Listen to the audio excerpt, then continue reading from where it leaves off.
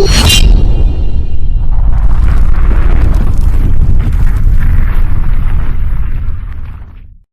वालेकुम। मैं रुखसार सर, मैं मोहम्मद। आप देख रहे हैं जी ऑथेंटिक रिएक्शन यूट्यूब चैनल। हम आपको अपने चैनल पर दिल के ताब रहने से वेलकम करते हैं। अगर आप देखना चाहते हैं ऑथेंटिक वीडियो, हमारे चैनल को जरूर सब्सक्राइब कीजिएगा। चलते हैं आज की वीडियो में। आज की वीडियो का टाइटल है Russia destroys a mall full of civilians in Ukraine. India says it is a deeply disturbing. तो सबसे पहले देख लेते हैं वीडियो, फिर देते हैं ऑथेंटिक रिएक्शन।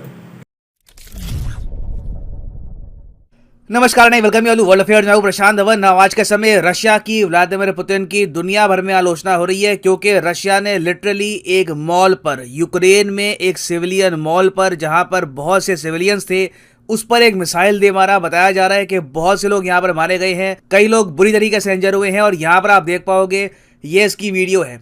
समझ पाना काफी मुश्किल है कि एक मॉल जहां पे दूर से आपको दिख रहा है कि दिस इज अ मॉल, उस पर किस तरीके से एक मिसाइल गिर सकता है। खैर, इसको दुनिया भर में कवर किया जा रहा है। यूनाइटेड नेशन सिक्योरिटी काउंसिल में डायरेक्टली ये बात उठाई गई।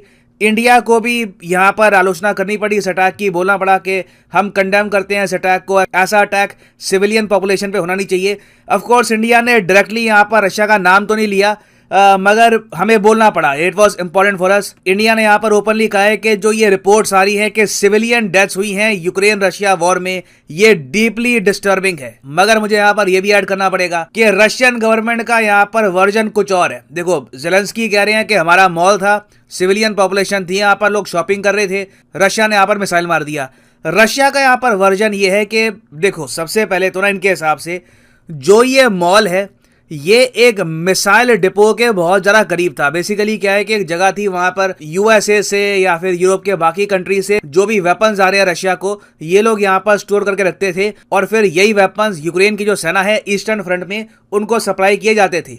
अब रशिया ने ओपनली क्या रखा है कि जो भी वेपन्स आ रहे हैं यूएसए से, यूरोप से, रशिया इन वेपन्स को टारगेट करेगा, इनको पहले ही डिस्ट्रॉय कर देगा क्योंकि ये वेपन्स रशियन सोल्जर्स के अगेंस्ट यूज होंगे। तो अब रशिया का कहना यह है कि इनके फाइटर जेट ने टारगेट किया था इन वेपन्स को, इन्होंने मिसाइल मारे इस वेपन के स्टोरेज पर। सिंस ऑलरेडी बारूद यहाँ पर बहुत सारा था, एक बड़ा विस्फोट हुआ, आसपास आग लग गई और फिर जो मॉल जो इस स्टोरेज के काफी करीब था, धीरे धीरे आग इस मॉल में फैल गई और इस तरीके से ये मॉल जल गया। इस बात को लेकर मैं आपको बता रहा हूं, वेस्टर्न मीडिया में कई जो बड़े नाम है, BBC, Washington post, New York times, सबने फैक्ट चेकिंग करी है कि जो रशियन गवर्नमेंट का वर्जन है कि हमने मॉल पर मिसाइल नहीं मारा, हम तो एक वेपन का स्टोरेज था उसको मार रहे थे, मॉल में आग लग गई, क्या ये जेन्युइन क्लेम है? और यहाँ पर आप देख पाओगे बीबीसी की रिपोर्ट है। इस रिपोर्ट में बीबीसी क्लेम कर रहा है कि रशिया झूठ बोल रहा है, इन्होंने गलती से, ऐसा कुछ नहीं है कि कहीं पर मिसाइल मारा हो और आग लग गई हो मॉल में। अगर मॉल में आग लगी होती तो लोगों को भागने का मौका मिलता,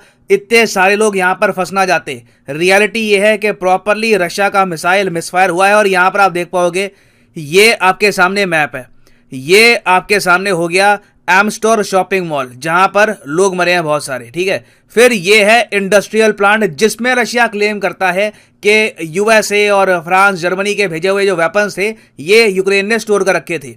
तो हुआ यहां पर क्या है कि रशिया ने 2 मिसाइल मारे हैं बीबीसी के हिसाब से। पहला मिसाइल सीधा लगा मॉल पर, यह गलती हो गई, कई लोग यहां पर मारे गए।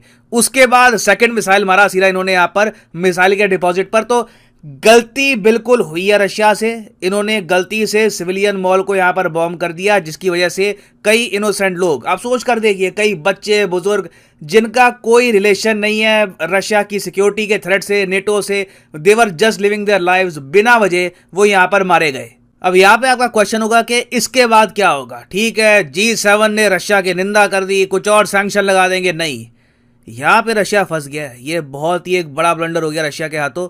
और अब आप देखोगे सीधा बात जाएगी स्टेट स्पॉन्सर ऑफ टेररिज्म के टैग पर। यूक्रेन ने डिमांड किया है यूएसए से, यूरोप से, कि एक अलग से लिस्ट होती है यूएसए की, इवन यूरोपियन यूनियन की भी एक लिस्ट है कि एक कंट्री अगर स्टेट स्पॉन्सर ऑफ टेररिज्म हो, कि देखो, एक तो होता है कि किसी कंट्री में आतंकवादी संगठन है, सरकार को पता नहीं है, सरकार खुद कोशिश कर रही है उन संगठनों पे कंट्रोल पाने की, मगर वो संगठन काफी ताकतवर है और कभी कभी जो आसपास के देश हैं उनको अटैक कर देते हैं। फिर होता है state sponsor of terrorism. For example, Pakistan के केस में इंडिया ने काफी बार कहा है यूएन में कि पाकिस्तान एक स्टेट स्पॉन्सर है टेररिज्म का। इनकी आईएसआई, इनकी आर्मी काफी बार हेल्प कर चुकी है आतंकवादी संगठनों की ताकि इंडिया पे अटैक करे। तो ज़ेलेंस्की ने कहा है कि जो ये स्टेट स्पॉन्सर ऑफ टेररिज्म की लिस्ट है यूएस, यूरोपियन यूनियन की, इसमें अब रशिया को भी डालो। रशिया ने लिटरली यहां पर सिविलियंस को मारा है, डायरेक्टली अटैक किया सिविलियंस पर, तो ये एक स्टेट स्पॉन्सर ऑफ टेररिज्म होना चाहिए रशिया आज के समय। अब इस चीज को लेकर यूरोपियन यूनियन थोड़ा सा नर्वस है कि ये करे या ना करे, क्योंकि यूएसए काफी बार कह चुका है कि ये होगा इकोनॉमिक न्यूक्लियर बॉम्ब, क्योंकि इसके बाद इतने ज्यादा कड़े सैंक्शन लगेंगे, कई कंट्रीज ट्रेड ही सस्पेंड कर देगी रशिया के साथ और उसके बाद रशिया के पास ऑप्शंस बहुत जरा कम बचेंगी। तो इसलिए फ्रांस ने कहा है कि नहीं, हम रशिया को state sponsor of terrorism declare नहीं करेंगे। यूएसए कह रहा है कि बिल्कुल डिक्लेयर करेंगे। इनकी सेनेट कमेटी ने एडवांस कर दिया है process to designate Russia a state sponsor of terrorism. अब यहां पर आप कहोगे, वेट, क्या पाकिस्तान को माना जाता है ऑफिशियली एक स्टेट स्पॉन्सर ऑफ टेररिज्म? तो सही उत्तर इसका है नहीं, अभी तक नहीं। दुनिया में आज के समय यूएसए के हिसाब से सिर्फ 4 देश हैं जो स्टेट स्पॉन्सर्स हैं ऑफ टेररिज्म। एक तो क्यूबा, जी हाँ क्यूबा, क्योंकि यूएसए को है उससे सिक्योरिटी थ्रेट। फिर है यहाँ पर ईरान, उसके अलावा नॉर्थ कोरिया और फाइनली सीरिया। तो इंडिया हो सकता है कि यहाँ पर कहे कि आप लोगों ने आज तक पाकिस्तान को एक state sponsor of terrorism declare किया नहीं है, आप रशिया को डिक्लेयर कर रहे हैं, हम इसको एक्सेप्ट नहीं करेंगे। हो सकता है कि जब यूएस डेजिग्नेट करेगा रशिया को as a state sponsor of terrorism, India में भी, अगेन मैं 100% नहीं कहूंगा यहाँ पर, मगर मे भी हो सकता है कि इसको एक्सेप्ट ना करे। अब फाइनली यहाँ पे आप एक क्वेश्चन पूछोगे, मगर रशिया ये सब कर क्यों रहा है? आई मीन, क्या ये जेन्युइनली मिस्टेक है या फिर एक मॉल को ये सोच समझ के टारगेट कर रहे हैं? देखो, मैं कहूंगा इस वक्त रशिया बहुत ज्यादा अग्रेशन दिखा रहा है। एक टाइम पर मुझे याद है जब वॉर स्टार्ट हुई थी तब रशिया की कोशिश थी कि सिविलियन पॉपुलेशन को ये ना मारे।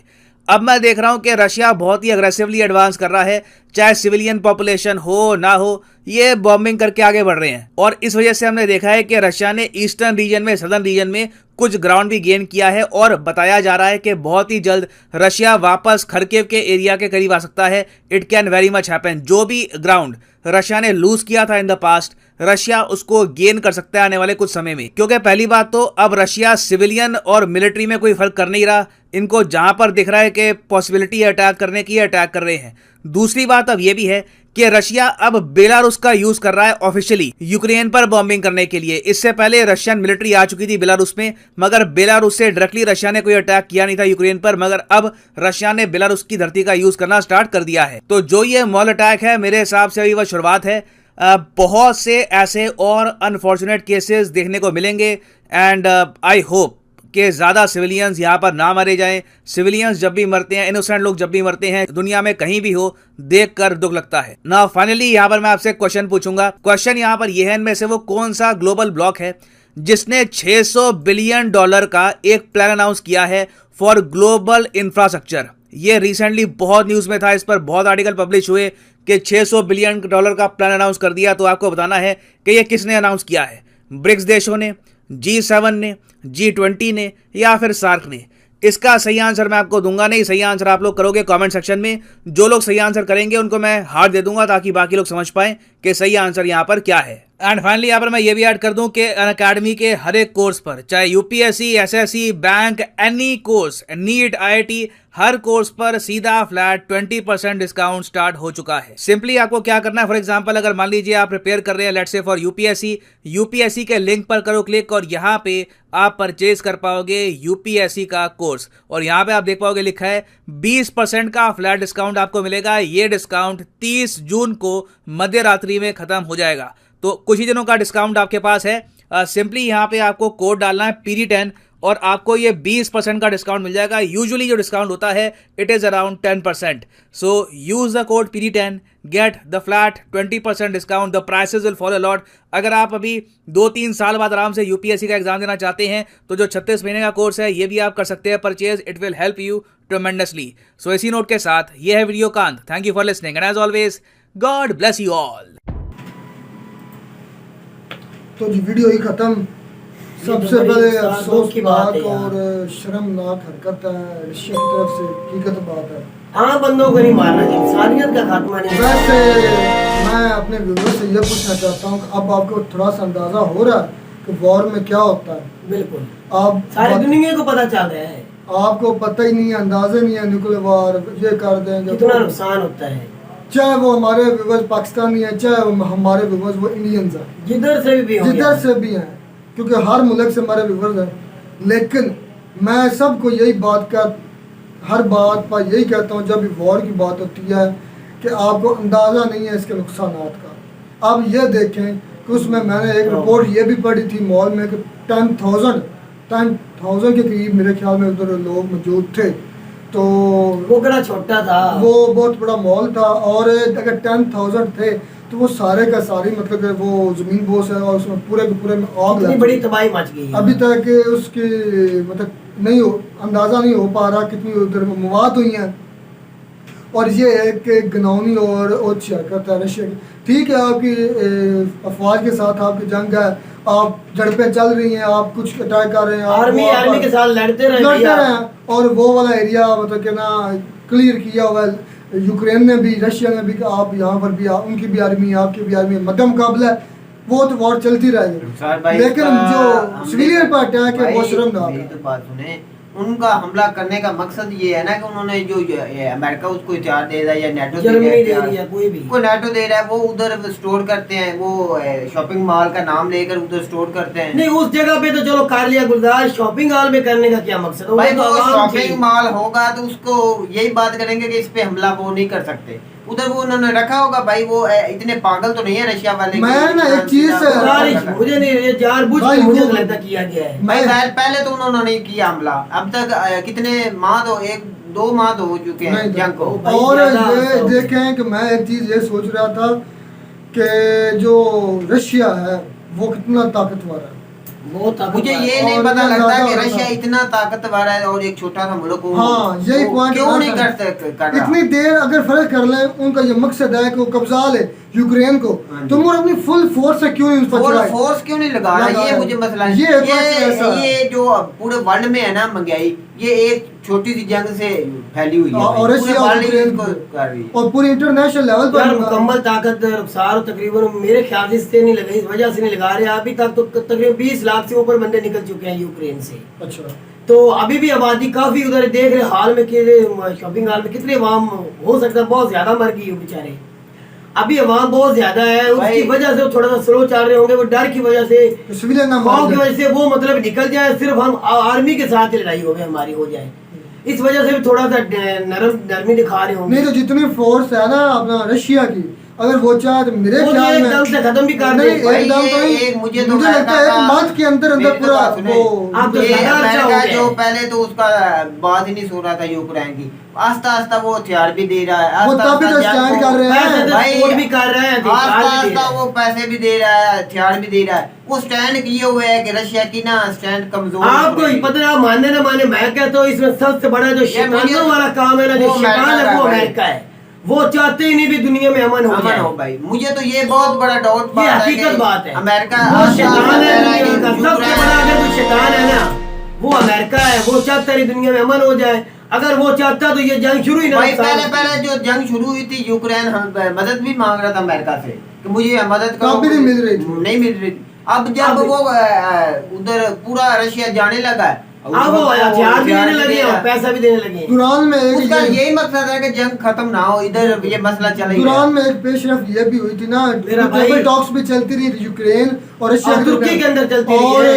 ये भी पेशरफ हुई थी कि रशिया जो अपने अफवाज को वापस लेकर जा रहा है। मैंने ये भी अफवाहें उड़ी थी और उसके बाद दोबारा पता नहीं क्या हुआ। वो अफवाहें उड़ी थी, उसके बाद ही उन्होंने फिर हथियार थोड़ा सा मदद बढ़ा दिया और उस रशिया हो सकता है जब रशिया ने ये फैसला किया हो कि हम वापस जा रहे हैं, तब से वो अमेरिका ने वो उनको सपोर्ट शुरू कर दी हो कि आप बैठ ना जाए। भाई यूक्रेन के जो सदर है या वजीर आजम साहब है, उनको सोचना चाहिए ना उसके फायदे में क्या बात होती है। अमेरिका के साथ जाने से उसको कोई फायदा नहीं है, रशिया के साथ। अच्छा, रशिया के साथ सारी जिंदगी से रह रहे रुखसार, मुझे एक बात बता, उसे क्या आज तक मुझे नाटो में ना जाए तो क्या इतना ज्यादा तरक्की वाला मुल्क बना हुआ था यार। सबसे ये हैरान कुन बात ये इंडिया के लिए आप इंडिया को बोलना पड़ा ना, इंडिया वाले कह रहे हैं, ये बोलना मान भी पड़ेगा। रहे हैं और कह रहे हैं हम नाम नहीं ले रहे रशिया का। हम नाम नहीं ले रहे, ये इंडिया को एक साइड लेना पड़ेगी, ये तो तय है।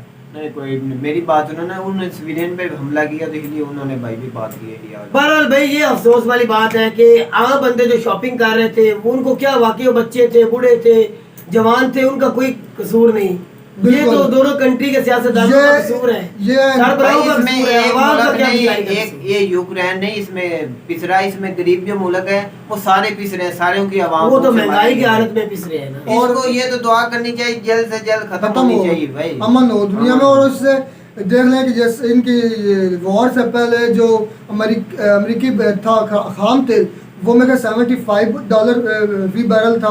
अब देख लें कि वो 100 के ऊपर चला गया, और इससे महंगाई हुई है पूरे लेवल पर, पूरी इंडिया, पूरे इंटरनेशनल लेवल पर भाई महंगाई जब है। तक ये पूरा ये रशिया को बैन कर देंगे तो फिर अब यूरोप तो बैन भूखा कर मर देंगे जाएगा मेरा भाई, वो तो इससे बहुत ज्यादा नुकसान होने वाला है भाई। यूरोप रशिया को मुकम्मल भाई, बैन नहीं इस किया जा मसले में सकता। यूरोप सबसे तबाह हो जाएगा सारा यूरोप। मैं तो ये भी खबरें सुन रहा हूँ कि जो रशिया है वो बैंकक्रप्ट हो चुका है। मैंने ये अफवाह भी भेजी, सुन चुका हूँ, ये न्यूज़ भी पढ़ और देख चुका हूँ कि जो रशिया है वो बैंकक्रप्ट हो चुका है, उसके पास करेंसी नहीं है।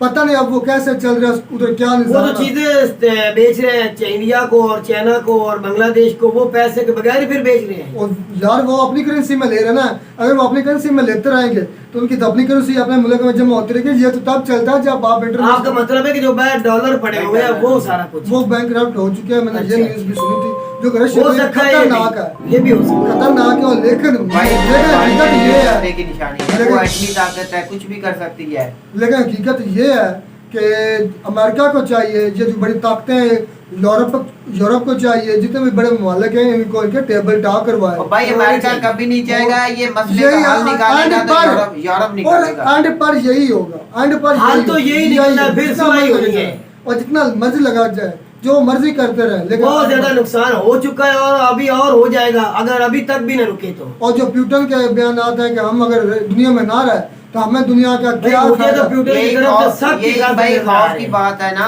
जब उसका एक बयान से पूरे वर्ल्ड में भारी है। और इसके बाद एक और बड़ी पेशरफ्त हुई है कि फिनलैंड और स्वीडन जो है उन्होंने अपना नेटो में शमूलियत इख्तियार कर लिया है, और क्योंकि उन्होंने एप्लीकेशन दी थी और नेटो में उनकी अप्रूवल मेरे ख्याल में हो चुकी है, और ये भी बहुत बर्निंग इशू हो जाएगा भाई मेरे इस ख्याल पे में। भी ये मैं अभी आपको पेशगी दे रहा हूँ कि अब इस पे भी रशिया अटैक करेगा, अटैक करेगा, ये मैं आपको बात बता रहा हूँ। नेक्स्ट लेवल फिनलैंड और स्वीडन का हाँ है, जी। उसकी तरफ रशिया बढ़ देगा, क्योंकि रशिया नहीं चाहता कि नेटो उनके सरहद तक पहुंचे। रशिया सिर्फ यही चाहता है पोलैंड और जो फिनलैंड भी आप उसके लाता नजदीक है, आप लाता रहे, हमसे कोई हमें ये मफाद नहीं है, लेकिन आप हमारी सरहदें जो हैं वो महफूज रखें नेटो से। तो ये बहुत ही अलार्मिंग सिचुएशन पैदा हो चुकी है। दुनिया खुदा न खास्ता World War III की तरफ आस्ता आस्ता कदम बढ़ाती जा रही है। इसे देख कर अगर मुझे लग रहा है अगर कि ये वो ना जा रहे रोका हैं। गई, ये रोका गया इकदाम रशिया के, यूक्रेन के, ये पूरी दुनिया ने अपना किरदार अदा ना किया तो इसका खमियाजा पूरी दुनिया को भुगतना पड़ेगा, ना कि केवल यूक्रेन को। दुनिया भुगत भी रही है, इससे ज्यादा जो आगे वाले नतीजे और ज्यादा खतरनाक होने वाले हैं। रुखसार भाई कोरोना के दौरान भी इतनी महंगाई नहीं नहीं हुई हुई थी तो जो इस दौरान चल रही उम्मीद करते हैं है। आपको हमारी वीडियो अच्छी लगी। अगर वीडियो अच्छी लगे चैनल को जरूर सब्सक्राइब कीजिए। मिलते हैं नए वीडियो में, तब तक कीजिए इजाजत। अल्लाह हाफिज़।